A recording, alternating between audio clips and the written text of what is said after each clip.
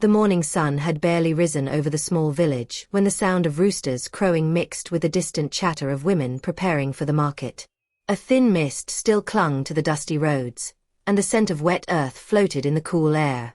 But in a tiny mud-brick house at the edge of the village, sleep had already left one woman's eyes long before dawn.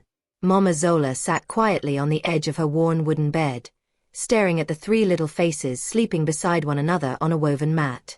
Her children looked peaceful now, unaware of the storm that lived in their mother's heart. She gently brushed a hand over her youngest daughter's hair and whispered to herself, "No matter what it takes, my children will go to school." Those words had become her prayer, her promise, and the only fire keeping her alive.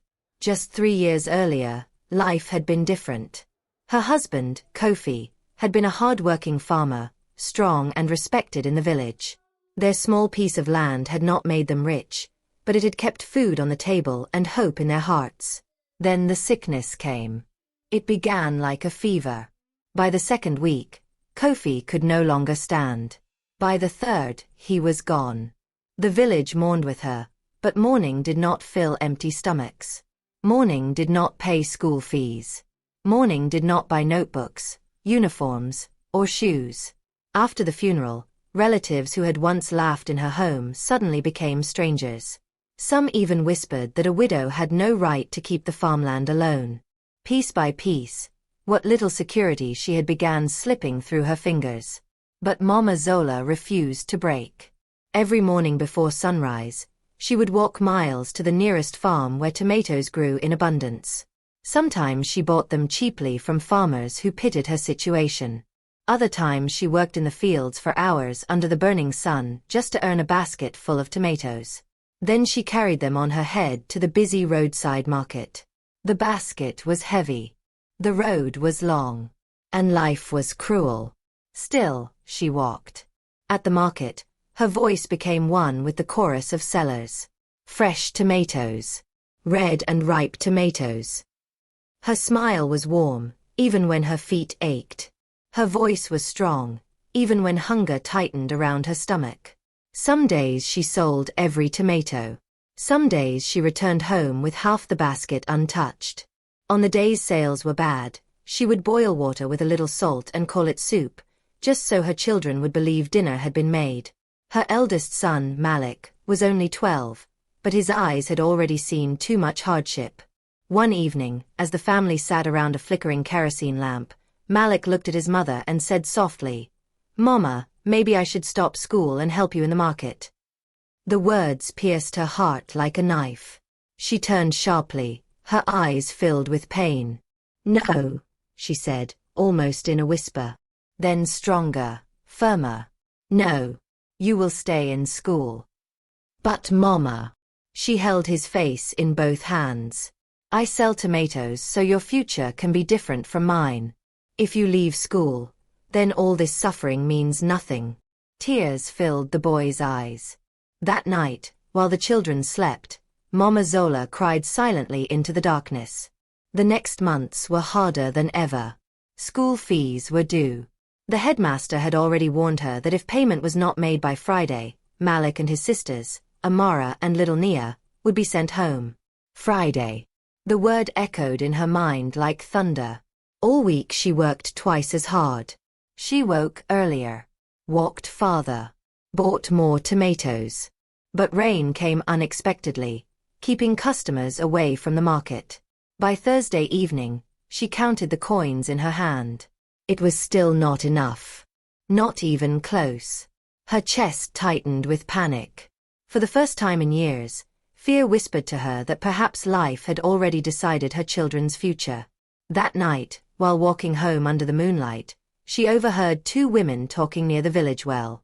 "There is a wealthy trader in the next town," one said. "He is looking for a wife." The other laughed bitterly. "Not a wife. A servant in a wife's clothing." Mama Zola kept walking, but their words followed her. A wealthy trader. Money. School fees. Her children. The next morning, before the children awoke, she made a decision she hated herself for even considering.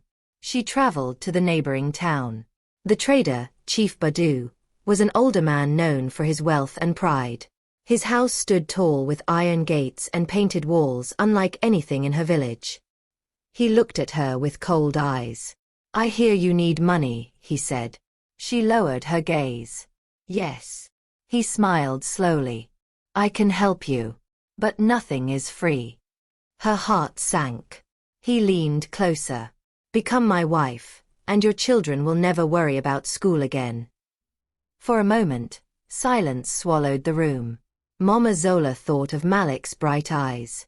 Amara's dream of becoming a teacher.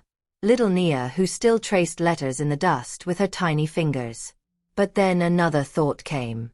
What lesson would she teach them if she sold her dignity for survival? She stood, straightened her shoulders, and said, "I would rather sell tomatoes until my feet bleed than sell my soul." Then she walked away. Tears streamed down her face as she left the mansion. She had no plan, no money, and only a few hours before the school deadline. Back in the village, Friday morning arrived like Judgment Day. Mama Zola walked her children to school with a smile she did not feel. At the gate, the headmaster stopped them. "Fees." Her throat went dry. Before she could answer, a voice called from behind. "Wait." It was old Mama Ada, the oldest woman in the market. She stepped forward holding a small cloth pouch. "These women asked me to give you this." Mama Zola looked confused. Inside the pouch were coins. Many coins. Enough to pay the fees. She looked up in shock. Around the school gate stood the women from the market. Vegetable sellers, fruit vendors, women who had watched her struggle every day. One smiled warmly. "We have seen how hard you fight for your children." Another added, "Today, we fight with you." Mama Zola broke down in tears. She could not speak. The women embraced her as the children watched in amazement. That day, the fees were paid. Malik, Amara, and Nia returned to class. But the story did not end there. The kindness of the market women became the beginning of something greater. Inspired by her determination, they formed a small women's cooperative. Together they pooled money, bought produce in larger quantities, and sold at better prices. For the first time in years, Mama Zola's earnings began to grow. Her tomatoes became known throughout nearby villages for their freshness. People started calling her the Tomato Queen. Years passed. The dusty road she once walked barefoot became the road her son traveled on a bicycle to secondary school. Then college. Then university. Malik studied law. Amara became a teacher. Little Nia, the girl who once traced letters in the dust, became a doctor.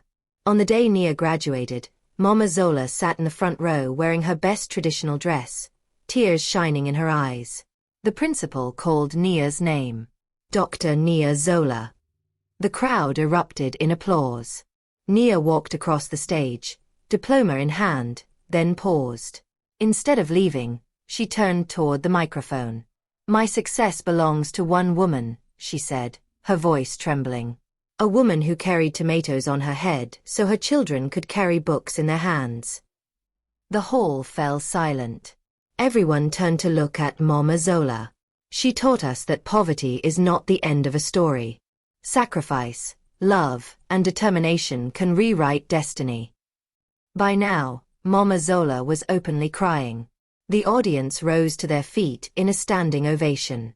Years later, Malik returned to the village as a respected lawyer and fought to protect widows' land rights. No woman would ever lose her home the way his mother almost had. Amara opened the first school in the village. And Dr. Nia built a small clinic. At the entrance of that school stood a simple statue. A woman with a basket of tomatoes balanced on her head. Underneath it, the words were carved in stone. A mother's sacrifice built generations. And every child who entered that school knew the story of the woman who sold tomatoes so her children could dream. Because sometimes the greatest heroes do not wear crowns. Sometimes they wear worn sandals, carry heavy baskets, and walk dusty roads before sunrise. Sometimes they are simply mothers. And that is where true greatness begins.